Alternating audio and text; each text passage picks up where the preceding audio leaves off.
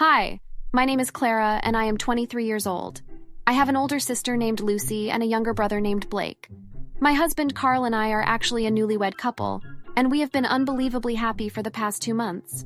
But our wedding was where my relationship with my brother was incredibly skewered. Here is how everything unfolded. My brother is 17 years old, and he had known Carl since he was about 11. Blake and Carl had always clicked the moment that they met, seeing as they had similar interests in games and sports. Carl soon saw Blake as his own brother, and there was never a dull moment when the two of them were together. When Carl proposed to me 2 years ago, Blake was 15 and absolutely ecstatic. He wouldn't stop going on and on about how Carl was going to be officially part of the family. I thought this was incredibly sweet of him and couldn't wait to get married either. My sister Lucy was incredibly excited as well and almost immediately began to sort out decoration preparations. Dude, guess what? My sister is getting married. Isn't that right, Clara? I smiled to myself when I heard Blake excitedly say to his friends, Clara, look at these flower combinations I've come up with. Naturally, I was very happy that my siblings were also very ecstatic about my engagement to Carl. My parents were also supportive of this, even though our relationship wasn't the most stable. They loved Carl and knew that we would work out well together. My parents even offered to pitch in some for the wedding costs, but I refused, understanding their care but knowing that Carl and I could handle this ourselves. And so Carl and I worked on the wedding preparations for a while, with Blake even wanting to help for a while. But a while after he'd turned 16, things went downhill from there. Blake had suddenly become obsessed with doing anything that would potentially hurt me, physically or emotionally. And the only thing I had to ask was, why? Blake, what are you and your friends doing? We're just making a short video. Go mind your own business. I was absolutely shocked. For my own brother to come over and just waste my expensive groceries on a stupid trend and then call me such a degrading word like that. I really couldn't believe that this is how he turned out to be. Because this was the first time that I'd seen him do something like this, I let it drop because I thought that it would be the last time he did. Turns out I was wrong. Blake kept using my stuff and home to make content for himself. He committed heinous acts that I was completely sick of from the start, such as putting glue on my toilet seat, breaking a window in the house, and even using spray paint on my garage door.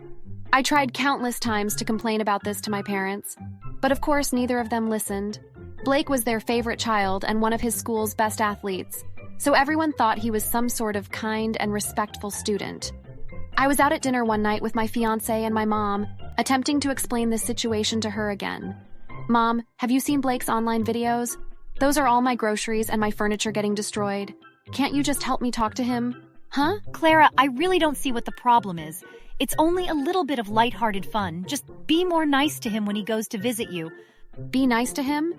How did my mom think I treated my own little brother? I just shook my head and sighed, carrying on and eating my meal. As I attempted to bring it up once more, my mom quickly changed the subject to my wedding and asked if Blake was going to be the best man. Yeah, we were considering making Blake the best man. Clara, shaken. He won't, though, if he keeps deciding to pull those stupid tricks. Of course he'll be the best man. He's your damned brother. I better see him up with the groom in a couple of months. And do you mind paying for his tux as well? I just thought that my beautiful daughter would be able to help her brother for the wedding. Yeah, sure, we'll pay for it. It's not a problem. There is no way that this is happening right now. I got up and stormed over to the counter, paying for the meal before running out of the restaurant. Carl followed after me whilst my mom sat there looking dazed. That night, Carl and I had a long talk about the issues that I've had with my family. He listened to me carefully while I began to cry, and then calmed me down a bit later. We came to a compromise that for the meantime, Blake will be getting a new suit. But the moment that he does something that crosses the line, we're returning it and kicking him from the groomsmen. I texted my little brother and told him that if he does not stop doing what he does, I'll make sure he pays for it. Blake didn't say anything, but I knew he'd seen it. Luckily, he didn't do anything to me for the next 3 months while I was frantically going around with my sister Lucy to prepare for my wedding. And flash forward to my wedding day, everything was going as normal. Blake was in his suit, which made my parents incredibly happy and teary-eyed. My sister looked absolutely stunning as she greeted guests, and I was excited as I waited for the ceremony to start. Oh my gosh, Michael, it's great to see you here. Mom, why is Michael here? Don't be so dense. So what if your ex-boyfriend wants to celebrate your new journey? Ooh, Blake's invited some of his boys too. Clara. Why? Blake invited people. I couldn't believe it. There are clear rules and invitations, including the maximum amount of plus ones you can bring. My brother could only invite one person, but my heart sank when I saw around 3 of his friends standing around and goofing around. I chose to go to my room and wait until it was my turn to come out. When the ceremony began, I walked down the aisle and everything up to the kiss went perfectly. When it was time to cut the cake, though, everything went south from there. As I was cutting into the cake with my now husband, I was hit with a big splash of water. I gasped in shock and my eyes darted around. Oh my God. Blake's friends were laughing maniacally and recording the entire thing. I was dripping from head to toe and began to sob whilst running away. Carl was fuming and asked for the boys to be removed from the venue. Crying in my room, I was found by Carl and he calmed me down. We knew what we had to do. About a week later, my mom called me and forced me to attend Blake's graduation ceremony.